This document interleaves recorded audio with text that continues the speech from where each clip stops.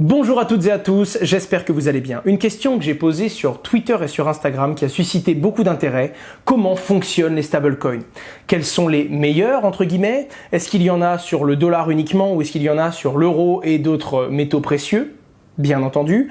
Lesquels sont les plus utilisés? Globalement, lesquels j'utilise moi-même, parce que je vais vous faire une liste non exhaustive, c'est-à-dire que chacun peut avoir ses préférences, et globalement, d'où peuvent venir les risques quand on détient des stablecoins, et comment suivre au mieux et diversifier au mieux son argent sur des crypto-monnaies stables, mais tout en maîtrisant les potentiels risques auxquels on s'expose. C'est l'objectif de cette vidéo. On va traiter le sujet à travers 5 points. Le premier, c'est à quoi servent-ils? En gros, ils servent à quoi et surtout à qui?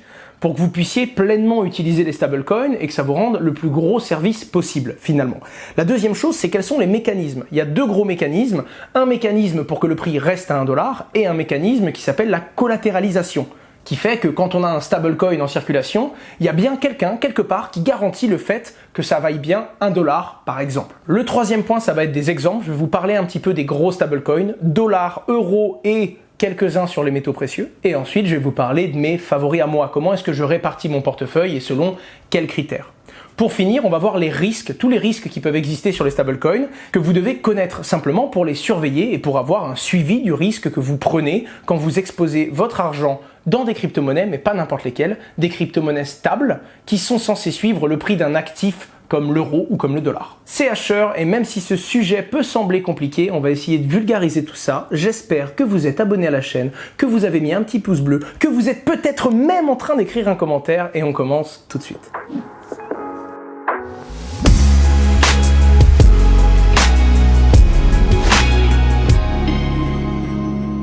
Alors déjà, les stablecoins, ils servent à quoi? Alors, on ne parle pas des CBDC. Les CBDC, ce sont les Central Bank Digital Currency.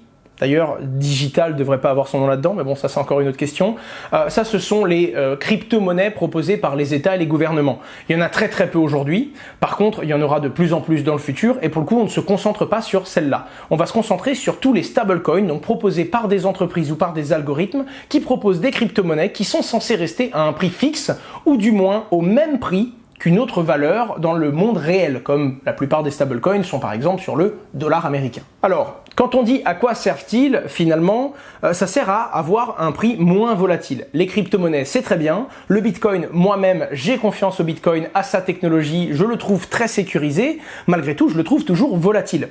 Et donc, si je veux conserver de la valeur et être sûr qu'elle ne chute pas dans la nuit, eh bien, Bitcoin, ça peut certes monter, mais ça peut également descendre. Alors, il fallait un moyen de se protéger. La plupart des gens sont en euros ou en dollars, investissent depuis leur banque pour acheter de la crypto-monnaie. Mais à l'époque, dès qu'on voulait sortir du Bitcoin, parce qu'on avait le sentiment qu'il allait perdre de la valeur demain, par exemple, on devait revendre ces bitcoins contre des euros et des dollars, la plupart du temps redescendre ces euros et ces dollars sur son compte en banque, et quand on voulait racheter de la crypto-monnaie, on devait faire demi-tour. Donc c'était très laborieux. Ça manquait donc de liquidité, et des fois les gens voulaient investir et il leur fallait 2-3 jours le temps que leur virement bancaire arrive.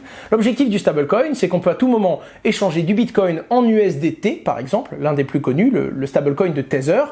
On était donc sur du dollar. Certes, le dollar peut prendre ou perdre de la valeur face à l'euro, mais globalement, ça bouge quand même beaucoup moins que le Bitcoin, et à tout moment, revenir en crypto-monnaie. On gagnait donc en agilité. C'est l'objectif quand on est sur les stablecoins, c'est gagner en agilité, pouvoir rentrer et sortir de ce marché en se désexposant de la volatilité des crypto-monnaies, qui sont pourtant un très bon terrain d'investissement pour beaucoup de monde. La deuxième chose, alors ça ne concerne pas tous les pays. Par exemple, ça ne concerne pas le Luxembourg, alors que c'est le cas en France. Quand on échange de la crypto-monnaie contre une autre crypto-monnaie, par exemple de l'Ether ou du Bitcoin contre des stablecoins, eh bien c'est un échange crypto vers crypto.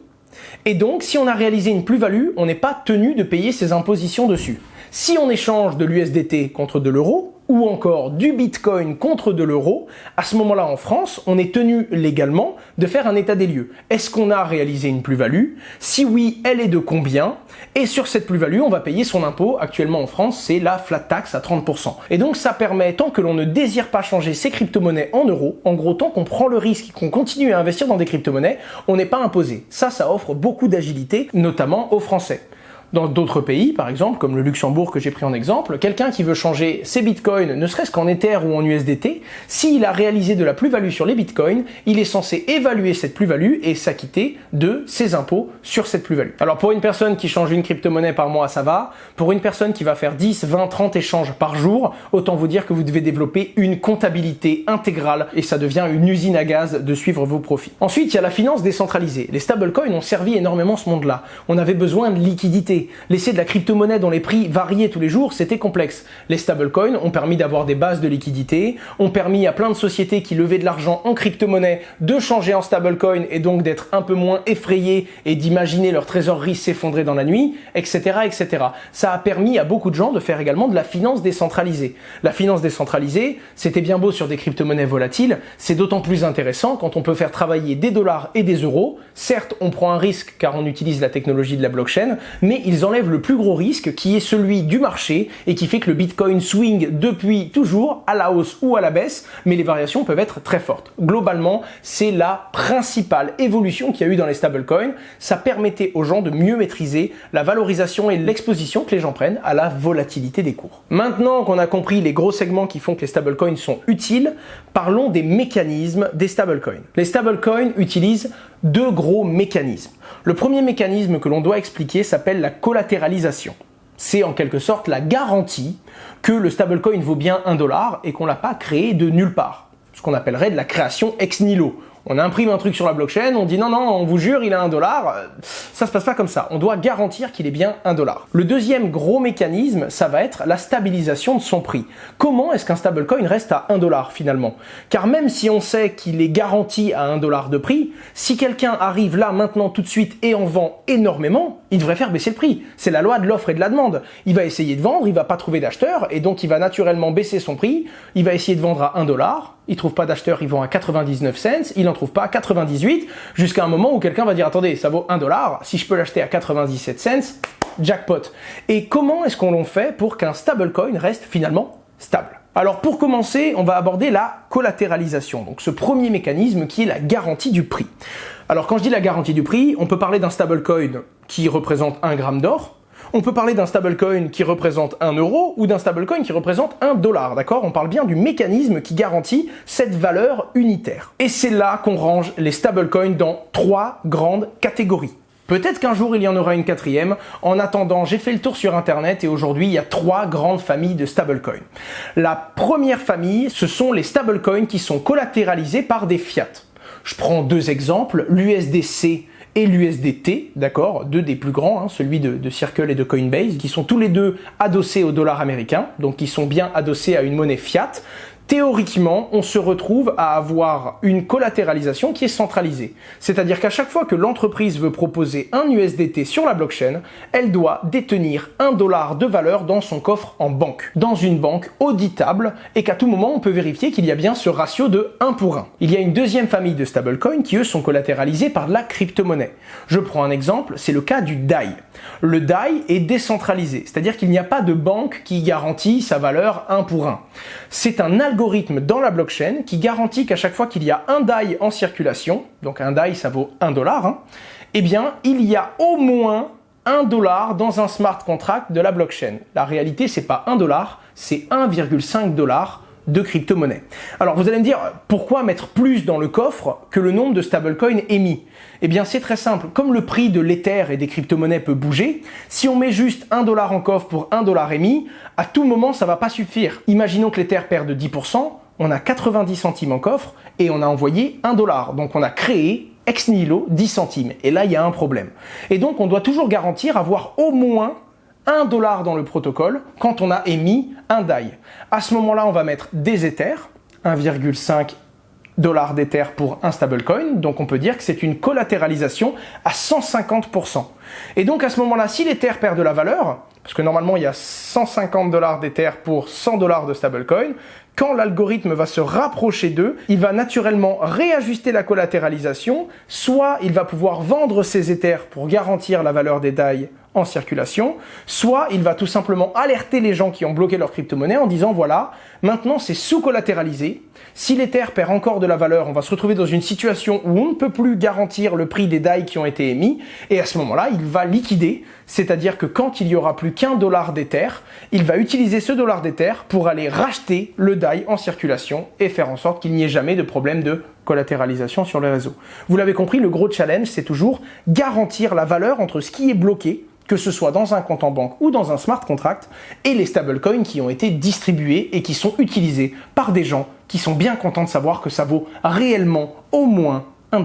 Pour ceux qui sont curieux et qui ont eu un peu de mal à comprendre pourquoi est-ce qu'on met 150% de ce qu'on a émis quand c'est totalement décentralisé et géré par un algorithme, je vous invite à regarder ma vidéo sur la finance décentralisée, notamment le lending et le borrowing, c'est-à-dire les prêts et les emprunts que l'on fait à la blockchain. Quand on parle à la blockchain, c'est pas une banque, elle peut pas venir nous saisir si on n'honore pas nos dettes. Donc la blockchain, le seul moyen d'être sûr que l'on revienne honorer ses dettes et que l'on tienne ses engagements, c'est que la blockchain doit détenir plus que ce qu'elle vous donne. Et ça, c'est un concept assez intéressant que je vous laisse approfondir. Le lien est dans la description et c'est affiché à votre écran. La troisième grande famille, alors on peut pas dire que c'est une collatéralisation. C'est l'exemple, par exemple, de l'UST. L'UST, c'est un stablecoin qui est sur la blockchain Terra, qui actuellement doit y en avoir 3 ou 4 milliards, j'ai peur de vous dire une bêtise, 3 milliards d'UST qui sont émis, et pour le coup, ce n'est pas collatéralisé. Il n'y a pas de smart contract avec de la crypto-monnaie dedans, ou de coffre dans une banque qui garantit et qui prouve qu'il y a bien 3 milliards dans ce coffre pour pouvoir envoyer 3 milliards sur la blockchain. C'est encore plus intéressant que ça. Alors là, vous pourrez dire, bon, bah, si c'est pas garanti, ils valent rien. On a créé 3 milliards de jetons, on dit aux gens qu'ils valent $1 pièce, mais c'est totalement faux. Pas tout à fait, ça se passe pas comme ça. En réalité, c'est plus malin. D'ailleurs, la plupart des gens s'accordent à dire que bien que ce soit des méthodes qui sont assez jeunes, c'est la méthodologie la plus prometteuse pour émettre des stablecoins. En effet, on ne va pas garantir du 1 pour 1 ou même du 1,5 pour 1, on va garantir la valeur du stablecoin dès sa création. C'est-à-dire que pour créer un UST, on se doit de brûler $1 de token Luna. Et donc à ce moment-là, certes, on n'a pas $1 de côté pour avoir $1 de stablecoin sur la blockchain, mais on peut garantir qu'on n'a pas créé cet argent de nulle part, puisqu'au moment où on a créé le token UST, on a été brûlé $1 concret d'une crypto-monnaie qui était existante. Et à l'inverse, on peut brûler son UST quand on veut pour régénérer $1 de Luna. Et c'est la troisième grande famille des stablecoins, ce sont les stablecoins algorithmiques. Bien qu'ils soient assez jeunes, beaucoup disent que c'est le truc le plus fiable parce qu'on n'a pas de questions et de doutes en mode est-ce qu'il y a bien 100% de collatéralisation entre la caisse et ce qui est sur le réseau ? Ou encore, est-ce que l'entreprise qui nous promet qu'il y a autant sur la blockchain que dans le coffre en banque ne serait pas en train de nous mentir? Et c'est arrivé à l'époque à Tether, qui, après un audit, on s'est rendu compte qu'ils n'avaient pas 100% de ce qu'ils avaient émis sur la blockchain. C'est pour éviter ce genre de dérive. D'ailleurs, les stablecoins algorithmiques sont basés sur la théorie des jeux. Si ça vous intéresse d'aller plus loin et creuser techniquement, allez voir, c'est simplement incroyable. Maintenant, vous avez compris la collatéralisation. Comment est-ce qu'on peut garantir le fait que ça vaille bien $1. Ça, c'était le premier gros mécanisme complexe que vous deviez comprendre. Il y en a un dernier. Le mécanisme, c'est celui de l'arbitrage et la gestion de supply. En gros, même si on sait que quelque chose vaut $1, on a la garantie, c'est la collatéralisation ou c'est du moins la façon dont ça a été émis, pour l'exemple de l'UST. Alors déjà, ce qu'il faut comprendre, c'est que quand on sait que quelque chose vaut $1, dès qu'on en a et qu'on le voit monter au-dessus, comme par exemple 1,01$, donc 1 cent de trop, 1% de trop, ben on a envie de le vendre parce qu'on sait que ça va revenir à $1 parce qu'en réalité ça vaut $1. Et à l'inverse, quand on le voit à 98 ou à 99 cents, on se dit mais quelle opportunité, je peux l'acheter 1 ou 2% moins cher que sa réelle valeur. Ça, c'est ce que l'on appelle de l'arbitrage. Et il y a beaucoup de gens qui le font, qui vont vendre leur stablecoin dès qu'ils sont au-dessus $1 et qui vont le racheter dès qu'ils sont en dessous. C'est d'ailleurs pour ça que le stablecoin n'est pas totalement stable. On voit qu'il bouge et que son prix reste toujours autour $1, théoriquement, sauf quand il y a un problème avec la collatéralisation. Et c'est déjà arrivé, je pense notamment au VAI, qui est un stablecoin sur la BSC. C'est l'un des risques qu'on va aborder tout à l'heure. Et en l'occurrence, la bonne nouvelle, c'est que comme les gens vont naturellement vendre quand le prix est au-dessus $1, ben ils vont le faire baisser et le faire se rapprocher $1. Et comme les gens gens vont naturellement l'acheter quand il est en dessous d'1$, ils vont naturellement le refaire monter et le stabiliser indirectement de par ce jeu d'offres et de demandes à sa vraie valeur, la valeur de la collatéralisation, la valeur d'1$ unitaire. Mais ce n'est pas tout, il existe un autre levier, parce que si quelqu'un vient vendre violemment, le token pourrait baisser pendant quelques secondes à 80 ou 85 cents, c'est arrivé à la plupart des stablecoins existants d'ailleurs, et à ce moment-là, les gens n'auraient peut-être pas le temps de racheter. Pareil, si je vois un stablecoin à 98 cents, ça me donne envie de l'acheter, je sens qu'il y a une opportunité. Si je le vois à 70 centimes pièce, je vais commencer à me dire attends, ce serait pas un navire qui est en train de couler ça, j'ai pas envie d'en acheter, je prendrais beaucoup de risques. Eh bien, il existe d'autres méthodes. Imaginons quelqu'un qui a 1 milliard de dollars d'USDT. Je souhaite vraiment que ce soit votre problème. Vous voulez les vendre, vous voulez récupérer des dollars, mais vous savez qu'en vendant un si gros montant, vous allez faire baisser le prix. Autant vous dire que vous préférez vendre vos jetons pour 1$ pièce et pas pour 75 cents pièce, parce que sur 1 milliard, vous allez perdre beaucoup d'argent. À ce moment-là, le meilleur moyen, c'est carrément de s'adresser au projet lui-même et de lui dire, au lieu de faire une grosse vague de vente sur le marché et de faire bouger le prix, libère-moi l'argent qu'il y a dans le collatéral. Je vous le rappelle, normalement, on est censé avoir du 1 pour 1. Et donne-moi directement 1 milliard de dollars de ton compte en banque et en échange, tu vas venir brûler, donc supprimer, une diminution de supply, les USDT que je te vends contre ces dollars. Ce qui fait qu'on peut faire une grosse liquidité, une grosse achat ou une grosse vente sans pour autant faire bouger le prix parce que ce sera directement possible de récupérer ce qui a été mis en caution et ce qu'il y a à récupérer.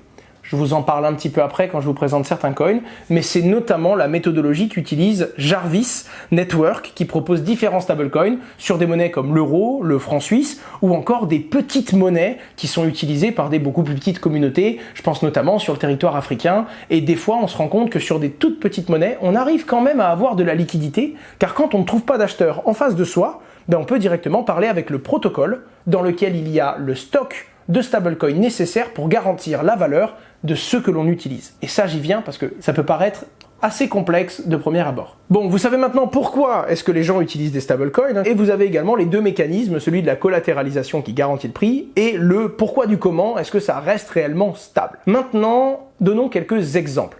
Alors, je vais vous parler évidemment, et là j'ai une belle liste les amis, des stablecoins USD, parce que c'est les plus utilisés, ceux adossés sur le dollar. Je les donnerai pas tous, évidemment, mais j'en donne quelques-uns, notamment les plus sérieux et ceux que j'ai déjà utilisés. L'USDT, parce que c'est le plus connu de tous.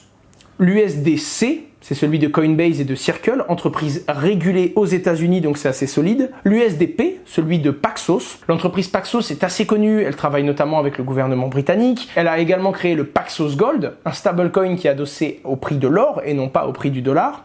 Et elle a également émis le HUSD.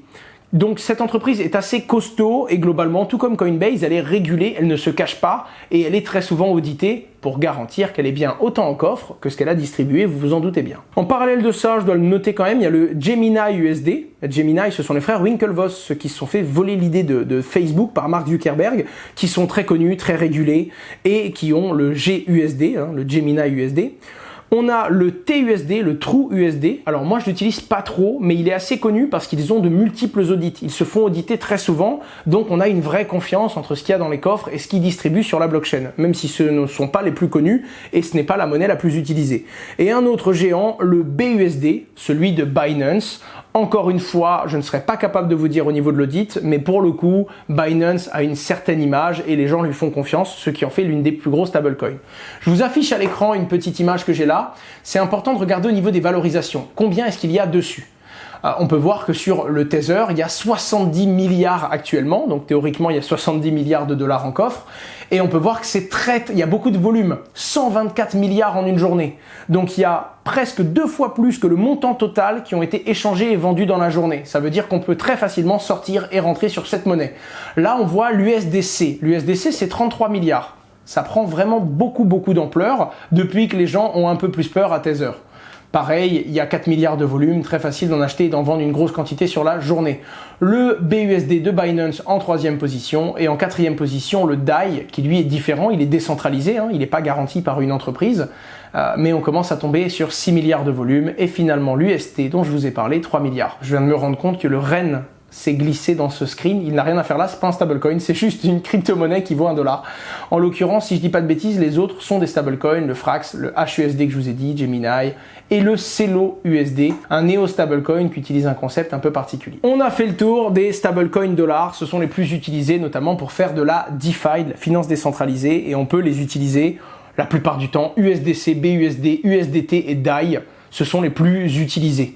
L'UST lui-même le propose sur son propre protocole, il propose un moyen de le prêter et de l'emprunter, mais globalement ce sont les plus grosses crypto-monnaies qui sont les plus utilisées et donc qui ont le plus d'outils pour faire de la finance décentralisée derrière si ça vous intéresse. Si vous voulez en faire et que vous avez des stablecoins, je vous invite encore une fois à aller voir ma vidéo sur le lending et borrowing, ça vous apprendra à laisser dormir vos stablecoins et générer des intérêts dessus. D'ailleurs en général c'est 2 à 3%, mais quand les cryptos bougent beaucoup comme en ce moment, ça va de 6 à 20% d'intérêt par an sur des monnaies entre guillemets stables, puisque c'est adossé au dollar ou à l'euro. Et ça, c'est assez fou. C'est l'un des gros moyens d'optimiser son portefeuille sur le long terme. Tout l'argent qui, entre guillemets, dort, faites-la dormir sur des protocoles de confiance. Vous vous rendrez compte que sur le long terme, ça fait la différence. Maintenant, abordons alors très rapidement les stablecoins basés sur les métaux précieux.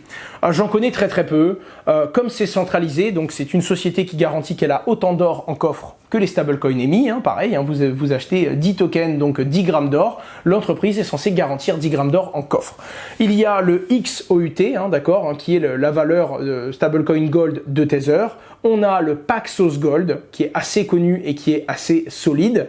Encore une fois, ça dépend de la confiance que vous portez au protocole. Et pour finir, mon petit préféré, mon champion francophone, VeraOne, le token VRO, puisque je connais l'entreprise, je connais ses valeurs et la façon dont il la dirige et dont il développe cette entreprise depuis longtemps, puisque c'est le groupe Okof qui est derrière. J'ai fait une vidéo dessus, je vous invite à la regarder si elle vous intéresse. En attendant, pour le coup, c'est très personnel. Ça dépend de l'entreprise en qui j'ai confiance. Si je n'ai plus confiance un jour en une de ces entreprises, eh bien, si c'est centralisé, je ferai en sorte de ne pas garder des stablecoins de cette boîte parce que, en gardant des stablecoins qu'elle propose, j'ai confiance en sa méthode de collatéralisation. Si j'ai des doutes, et ce qui est d'abord, c'est ce qui a fait beaucoup de mal à USDT ces derniers mois, beaucoup de gens ont douté. Il y a même des gens qui ont entendu que sur la collatéralisation, une partie de la collatéralisation était indexée à Evergrande, l'entreprise chinoise qui a eu des difficultés, donc les gens ont eu peur. Bref, utilisez évidemment des structures dont vous avez confiance. Il y a plein d'autres stables indexés sur tout, le métal, l'argent, plein de différentes choses. J'ai même vu des stablecoins indexés sur le blé. Pour le coup, ça dépend vraiment de la confiance que vous pouvez avoir en cette entreprise.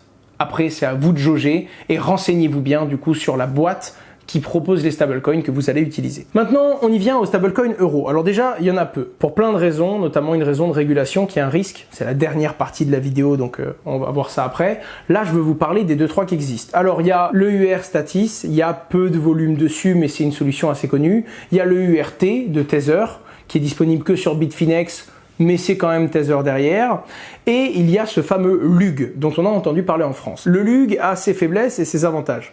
Sa grosse faiblesse, c'est qu'il est disponible en circuit fermé. Donc quand vous l'achetez sur un site, vous ne pouvez pas le retirer. Il n'y en a pas en circulation, vous ne le trouverez pas sur CoinMarketCap. Mais il peut être utilisé par exemple chez CoinHouse. Vous avez du Bitcoin, vous voulez sortir et vous désexposer de Bitcoin, vous pouvez passer sur le LUG, qui lui vaut 1 euro et pour le coup il n'est pas backé par n'importe qui. C'est la Sogénal, enfin la Société Générale derrière. Et pour le coup, il y a également le groupe Casino dans la boucle. Donc c'est quand même des grosses entreprises françaises très sérieuses. Pour le coup, c'est très sécurisé selon moi. Par contre, et c'est le truc qui me gêne un petit peu, bon, il y a des frais d'entrée et de sortie, ça c'est propre à CoinHouse, c'est 1,5% en entrée et en sortie.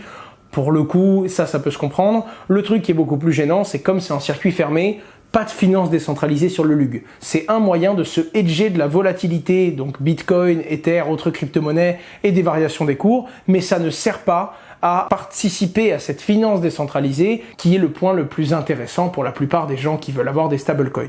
Malgré tout, ça fait une monnaie sérieuse et même si le régulateur change d'avis et interdit un jour les stablecoins, autant vous dire que la Société Générale et tout le groupe qui est derrière fera ça bien, ira jusqu'à compenser les LUG en euros 1 pour 1. Ça, c'est assez rassurant. Malgré tout, là où je pensais qu'il n'y avait rien d'autre, je suis tombé sur une initiative qui m'a énormément plu. Il s'agit de Jarvis Network. Je vous affiche le site et pour le coup, il propose des euros euros, mais il propose également d'autres crypto-monnaies. Et moi, je regarde les volumes et je me suis dit, ok, il y en a trop peu, donc quelqu'un qui veut vendre, il doit pas pouvoir. C'est ce que je pensais, jusqu'à ce que je tombe sur quelqu'un de très bienveillant chez Jarvis qui m'explique beaucoup de choses, notamment sur les stablecoins en général, et je le remercie parce qu'il m'a permis de faire de cette vidéo un sujet un peu plus complet. Qu'est-ce que le Jarvis Network? Qu'est-ce qu'il propose comme stablecoin? Et surtout, comment est-ce qu'on peut avoir cette liquidité qui permet d'acheter et de vendre sans faire bouger le prix? Déjà, il y a plusieurs monnaies. Il y a le Jarvis Euro, mais il y a également le peso de Philippines, il y a également la monnaie bulgare, il y a le franc CFA, donc on couvre une grosse partie des territoires africains, et il y a également le franc suisse et la livre sterling. Là déjà, ça fait pas mal de stablecoins. Certes, ce sont des stablecoins qui ont peu de volume en apparence, mais en fait, si vous venez pour vendre et que vous n'arrivez pas à vendre par exemple vos J euros pour acheter du Bitcoin, vous pourrez tout le temps trouver une liquidité de J euros vers l'USDC. En effet, parce que la collatéralisation est faite un peu comme le DAI, c'est-à-dire que c'est décentralisé. C'est pas Jarvis qui a dans son compte en banque 1 euro à chaque fois qu'il propose un J euro. C'est un smart contract dans lequel ils vont déposer des USDC. En l'occurrence, à chaque fois qu'il va y avoir un JEUR ou même un JCHF pour le franc suisse émis, il y a l'équivalent de la valeur de ce stablecoin, c'est même un peu plus puisque c'est over collatéralisé, ils ont mis un surplus dans le smart contract. Le dernier gros avantage que je leur trouve, c'est qu'ils ne sont pas construits que sur Ether comme la plupart. Ils sont construits sur la blockchain Polygon. Ce qui veut donc dire que vous pouvez, pour 0,1 ou 0,2 centimes de frais de transaction, vous pouvez aller échanger vos J euros contre des bitcoins, etc., etc. Et vous n'êtes pas obligé d'aller sur le réseau Ether qui est très coûteux. En l'occurrence, vu les frais qu'il y a sur Ether, on peut plutôt dire que de n'être que sur la blockchain Ether, c'est un gros désavantage, plutôt que de dire que d'être sur les autres, c'est un avantage parce que tous les stablecoins, en tout cas la plupart d'entre eux, sont aujourd'hui disponibles sur plusieurs chaînes et pas uniquement le réseau congestionné de RC20. Bref, si je voulais vous en parler, c'est tout simplement parce que c'est une initiative très intelligente qui s'est confrontée à beaucoup de problèmes des stablecoins et qui en a trouvé des solutions, et aussi et surtout parce que la personne qui m'a expliqué tout ça a été très bienveillante, elle a vraiment pris le temps et elle m'a expliqué beaucoup de choses, que ce soit sur les stablecoins en général, le fonctionnement, les différentes problématiques. Je vous donne un autre exemple. Actuellement, détenir de grosses quantités d'argent sur des comptes, ça coûte de l'argent. Là où à l'époque on était rémunéré, aujourd'hui détenir un trop gros montant sur une banque en Suisse, en France, au Luxembourg, ça peut vous coûter de l'argent en fonction de la banque où vous êtes. Elle va vous prendre un taux en fait négatif comme moins 0,4% par an par exemple. Et bien en passant sur ce genre de stablecoin, une entreprise peut du coup maintenir sa valeur sur un asset stable sans pour autant payer les frais d'un compte bancaire. Et là c'est très intéressant pour certains grands groupes qui ont des trésoreries folles. Bon, maintenant qu'on a fait le tour, globalement j'utilise lesquels? Alors, je le rappelle, c'est une liste non exhaustive, d'accord, de mes préférences aujourd'hui, d'accord? Donc, ce seront peut-être pas mes préférences demain, il y a peut-être des choses qui vont changer. En attendant, je me devais bien vous dire ce que j'utilise le plus. En stablecoin centralisé, le gros de ma position est sur l'USDC. J'aime bien aussi l'USD Paxos, qui pour moi sont les deux plus grosses sociétés régulées, mais l'USDC, c'est quand même là que j'ai le gros de ma position. J'en ai un bon paquet, mais je dirais moins d'un quart sur l'USDT. Pourquoi l'USDT? Parce que c'est le plus utilisé, c'est le plus liquide et surtout on peut l'utiliser dans la plupart des protocoles. C'est vraiment fou parce qu'il est partout. En attendant, j'ai quand même plus confiance à l'USDC qui commence lui aussi à être intégré sur toutes les plateformes de DeFi. À côté de ça, j'ai un petit peu de TrueUSD, j'ai un petit peu d'HUSD, j'ai un peu de BUSD aussi, mais globalement, j'évite d'en avoir trop. Le DAI, j'en ai une bonne partie, je dirais peut-être 15 ou 20% de mon wallet parce que c'est un stablecoin dans lequel 1, j'ai confiance, 2, il est liquide et 3, il est totalement décentralisé. Donc il y a même le petit côté qui m'embête chez l'USDC de Coinbase où en gros ils peuvent mettre la main dessus. À tout moment ils peuvent en un bouton geler l'argent parce que c'est centralisé. Pour le coup, ça sert à l'origine pour le blanchiment d'argent ou le financement du terrorisme. Il n'y a pas d'autre raison que la Security Exchange Commission demande à l'entreprise USDC de geler le compte d'un utilisateur. En attendant, bien que je sois pas contre ce contrôle pour ce genre de choses, on sait très bien, on l'a déjà vu, il y a déjà des gouvernements qui ont abusé, donc c'est vrai que se sentir totalement décentralisé, c'est l'une des valeurs qui me plaisait, et donc une bonne partie de mes stablecoins sont sur le DAI. Et également sur un autre coin décentralisé qui lui est basé sur un algorithme qui garantit sa valeur, c'est l'UST de la blockchain Terra. Je dois avoir 10 à 15% de ma position.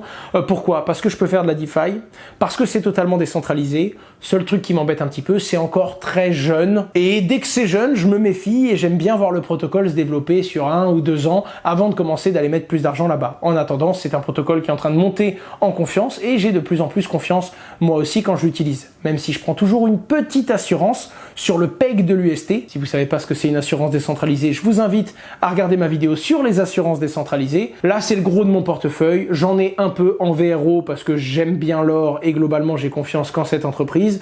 Et le reste, ça va être différentes valeurs que je vais essayer, où je vais bidouiller sur des protocoles et où je vais tester des nouveaux concepts. J'en avais pas en euros pour le moment, je dois être franc.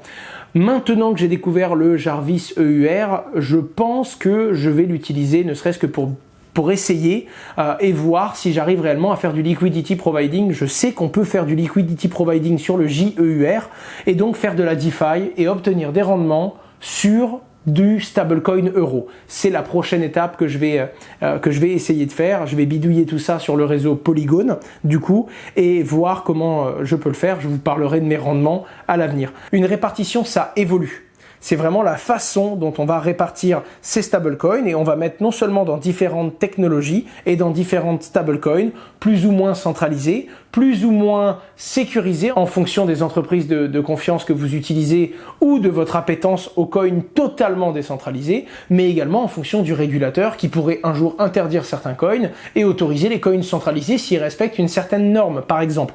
La bonne nouvelle, c'est comme c'est un marché assez solide, globalement, si quelqu'un venait à interdire une technologie, vous devriez toujours avoir un moyen de faire demi-tour et d'échanger le stablecoin qui vient d'être interdit contre votre monnaie afin de vous repositionner sur un coin entre guillemets autorisé. Encore une fois, la régulation est en train d'évoluer. Je ne peux pas vous dire de quoi sera fait la loi demain.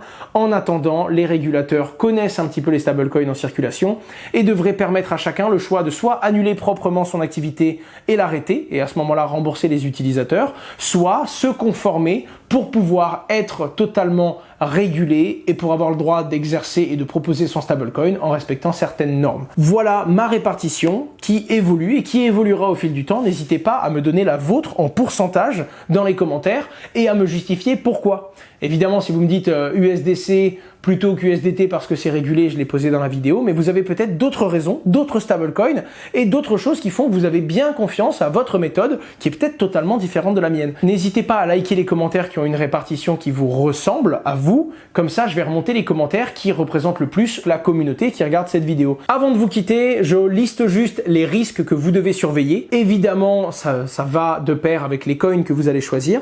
Le premier risque, vous l'avez compris, c'est la collatéralisation, centralisée ou non. Si c'est USDT ou si c'est USDC, ça va être la confiance que vous portez à l'entreprise et le fait qu'elle publie bien, qu'elle soit bien auditée et qu'elle prouve bien avoir en coffre autant de stablecoins qu'elle émet. Si c'est du DAI ou de l'UST, là ce que vous allez surveiller c'est le protocole. Le DAI ça va être plutôt le contrat et est-ce qu'il est bien capable de se mettre à jour pour toujours avoir 150% de crypto-monnaie par rapport à ce qui a été émis en stablecoin. Dans l'UST, donc le protocole Terra, ça va être est-ce que cet algorithme fonctionne bien et qu'il y a bien toujours $1 de Luna brûlé pour $1, donc un UST créé. C'est ce genre de choses qu'il faut regarder. Quand il y a un bug de collatéralisation, ça donne ce qui s'est passé avec VAI, le VAI. Allez voir la courbe du VAI sur la BSC, regardez les variations. Pendant un petit moment, les gens ont vraiment paniqué et je peux vous jurer que ça faisait peur. Donc faites attention à ça et suivez bien les principales actualités des gros coins et des gros stablecoins sur lesquels vous avez positionné votre valeur. Ensuite, le régulateur, naturellement, on attend de voir comment va se positionner le régulateur européen et le régulateur américain également. Actuellement, par exemple, le régulateur américain a demandé à ce que tous les issuers, donc les personnes qui proposaient des stablecoins, soient régulés comme un établissement bancaire. Ça n'a pas encore été accepté, mais si c'est le cas, on va sûrement voir pas mal d'entreprises se réguler et obtenir la licence bancaire, et d'autres qui ne l'ont pas, peut-être abandonner l'aventure, peut-être devenir totalement décentralisé pour être inarrêtable bien que contre la régulation, ou au contraire, le régulateur pourrait dire on va réguler que les stablecoins qui sont basés sur des entreprises d'un certain pays et tous les stablecoins décentralisés ont pour l'instant le droit d'exister. Encore une fois, affaire à suivre et quoi qu'il arrive pour ne pas être pris de court, il vous suffit de suivre l'actualité. Autant vous dire que ce sera difficile de me suivre sur tous les réseaux sociaux sans apprendre qu'un stablecoin a été interdit. Je vous ferai des stories, que vous soyez sur Instagram ou sur Twitter, je vous mettrai un petit mot pour que vous puissiez le savoir. La liquidité, alors sauf sur certains coins comme le JEUR où vous avez compris qu'il y a une entre guillemets liquidité infinie, À côté de ça, il faut surveiller la liquidité comme par exemple EURT. L'EURT est une crypto-monnaie qui est proposée par l'entreprise Tether et qui est basée sur l'euro, mais qui a encore trop peu de volume. Faites attention au montant total que vous rentrez. Vous allez sur coinmarketcap.com, vous tapez la crypto-monnaie en question, vous voyez son prix et vous voyez également les volumes qui sont échangés tous les jours. Vérifiez bien que vous soyez capable de rentrer et sortir quand vous le voulez. Un dernier point, ça va être le bridge. Là où à l'époque c'était un vrai avantage d'être sur une autre blockchain que sur Ether, aujourd'hui, c'est un désavantage énorme de n'être que sur Ether. Donc la plupart des crypto-monnaies, le DAI, l'USDC, l'USDT, le JEUR, bref, la plupart d'entre eux sont disponibles sur plein de blockchains. Faites juste attention au bridge que vous utilisez. Un bridge, c'est le petit logiciel que vous allez utiliser pour faire passer votre USDT de la blockchain Ether à la blockchain Polygon, par exemple. Utilisez les plus gros bridges. Moi, j'aime beaucoup le bridge de Terra qui permet de passer de la BSC à ERC20, à la blockchain Terra, à Polygon peut-être, ou alors ça va venir bientôt. Bref, celui-là, il est très solide, et c'est pas moi qui vous le dis, hein, c'est des personnes plus compétentes que moi techniquement qui me disent que c'est un bridge qui est très solide. Utilisez les plus gros, où il y a énormément de volume qui passe. Évitez les petits bridges, tout récents, tout neufs et très peu connus, parce que vous risquez d'avoir un problème un jour, et de penser que le stablecoin que vous avez envoyé d'une blockchain à une autre a bien été transmis, alors qu'en réalité, il peut encore y avoir des problèmes et des failles dans ce type de protocole. C'était Asher, j'espère vraiment que cette vidéo vous a plu. Vous savez normalement à quoi sert un stablecoin maintenant. Vous savez également quels sont les différents stablecoins et les mécanismes qu'ils utilisent, 1 pour rester stable et 2 pour garantir leur valeur. 3, je vous ai expliqué ma répartition et je vous ai donné une bonne liste de stablecoins. Il en manque certainement. Je sais que j'ai pas approfondi le Celo non plus. Je sais qu'il y a 2-3 protocoles et même 2-3 stablecoins qui ne sont pas basés sur des euros, sur des dollars, qui vont intéresser certains d'entre vous et que j'ai pas pu aborder. Désolé, la vidéo est déjà très longue et très complexe sans les avoir abordés. Pourquoi pas un épisode numéro 2, qui sait. N'hésitez pas à parler de vos stratégies et de vos stablecoins préférés en commentaire pour approfondir ce sujet. Et en plus de tout ça et de vous donner la liste de ceux que je préfère, je vous ai donné les quelques risques à surveiller, ne serait-ce que pour que vous suiviez intelligemment les différentes actualités des stablecoins que vous avez. Comme ça, vous pouvez être sensible à certaines annonces, des projets et aussi des régulateurs afin de toujours modifier votre répartition comme si c'était organique en fait et de toujours vous repositionner au prorata des protocoles les plus sécurisés, les plus centralisés ou non à votre guise et que vous ayez toujours un portefeuille qui vous ressemble, managé avec une approche par les risques intelligente qui vous permet d'anticiper un maximum de bonnes ou de mauvaises nouvelles. C'était Asher, j'espère vraiment que cette vidéo vous a plu. Si c'est le cas, abonnez-vous, activez la cloche des notifications qui vous envoie une petite notification à chaque fois que je crée un nouveau contenu et on se retrouve à très bientôt sur ma chaîne YouTube, sur Facebook, sur Twitter, sur Instagram, sur TikTok, je suis à peu près partout et on s'y retrouve. Au revoir.